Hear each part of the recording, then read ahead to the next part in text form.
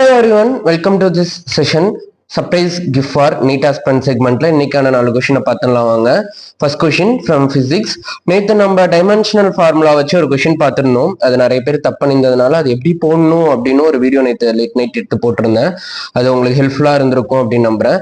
So இன்னைக்கு நம்ம dimensional ஃபார்முலாலேருந்தே ஒரு கொஸ்டின் கொண்டுட்டு வந்திருக்கோம். ஐ திங்க் ஸோ இது பிவைக்யூல ஒரு கொஸ்டின் அப்படின்னு நினைக்கிறேன். I exactly don't know. The dimensional formula of 1/2 epsilon naught e square is இந்த ஃபார்முலாவுக்கு என்ன டைமென்ஷனல் ஃபார்முலா அப்படிங்கிறது தான் கேள்வி. Options are ml2 t power minus 2, ml power minus 1 t power minus 2, ml power minus 2 t power minus 2, ml power minus 1 t power minus 1. So this is the 4 option. Correct ஆப்ஷனை comment பண்ணுங்க. In case உங்களுக்கு ஏதாவது question doubt இருந்துச்சுன்னா கண்டிப்பா comment பண்ணுங்க, நான் கண்டிப்பா solve பண்ணி காட்டுறேன். எல்லா கொஸ்டினும் சால்வ் பண்ணி காட்டுறது it's not possible due to lack of time. So second question from chemistry. Valency factor of H2SO4 in lead storage batteries. H2SO4ஓட வேலன்சி ஃபேக்டர் என்னன்னு கேட்டிருக்காங்க. Simplest question 1 2 3 0.5 is the four option. ஈஸியா போட்டுடலாம்.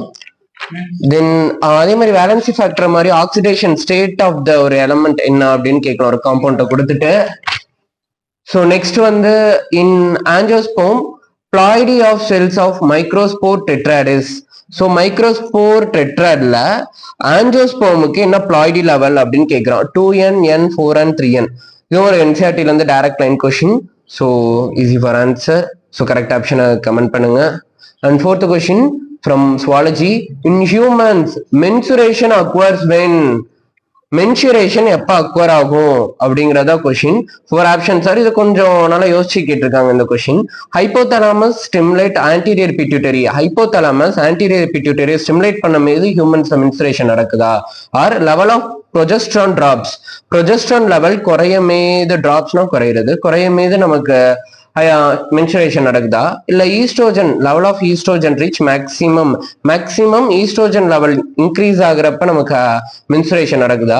இல்ல ஈஸ்ட்ரோஜன் லெவல் டிராப்ஸ் குறைய மீது நடக்குதா? This is the question. And correct ஆப்ஷனை கமெண்ட் பண்ணுங்க.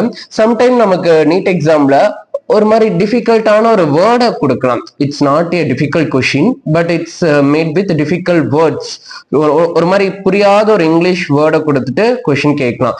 ஸோ அதனாலதான் நான் ஏற்கனவே நம்ம வீடியோல சொல்லியிருந்தேன் வேரியஸ் இன்ஸ்டியூட் கொஸ்டின் பேப்பரை ட்ரை பண்ணி பாருங்க அப்படின்ட்டு. ஏன்னா ஒவ்வொரு இன்ஸ்டியூட்டும் ஒவ்வொரு பேட்டர்ன்ல கொஸ்டின் ரெடி பண்ணுவாங்க. ஸோ அவங்க யூஸ் பண்ற அந்த இங்கிலீஷ் வேர்ட்ஸ் நம்ம தெரிஞ்சுக்கலாம் ஒவ்வொரு கொஸ்டினுக்கும். பயாலஜி பிரச்சனை இல்லை, நம்ம புக்ஸ்ல இருந்தா கேட்பாங்க. பிசிக்ஸ் அண்ட் கெமிஸ்ட்ரியில ஏதாவது கொஸ்டின் கிரியேட் பண்ணணும், புதுசா ஒரு மாடல் ரெடி பண்ணணும் அப்படின்னா நமக்கு டஃப் பண்ணும் அப்படின்னு நினைச்சா கொஸ்டினை டஃப் பண்ணுன்ட்டு இல்லை, கொஸ்டினை அந்த கேட்குற அந்த வேர்ட்ஸ்ல கூட ஏதாவது கொஞ்சம் டிஃபிகல்ட் பண்ணி விடலாம். ஸோ நிதானமா யோசிங்க. நம்ம எல்லாமே தெரிஞ்ச கொஸ்டினா தான் நம்ம கொஸ்டின் பேப்பர்ல வரும். நம்ம இதுவரை பார்த்த கொஸ்டின்ஸ் தான் வரப்போகுது, போட்ட கொஸ்டின்ஸ் தான் திருப்பி சால்வ் பண்ண போறோம். ஸோ கான்ஃபிடென்ட்டா பண்ணுங்க. 1 or 2 தெரியாத கொஸ்டின் வந்தா கூட பரவாயில்ல, தெரிஞ்ச கொஸ்டினா நம்ம தெளிவா பண்ணணும். அதை மட்டும் மைண்ட்ல வச்சுக்கோங்க. ஆல் தி பெஸ்ட், நல்லா படிங்க. பாய்.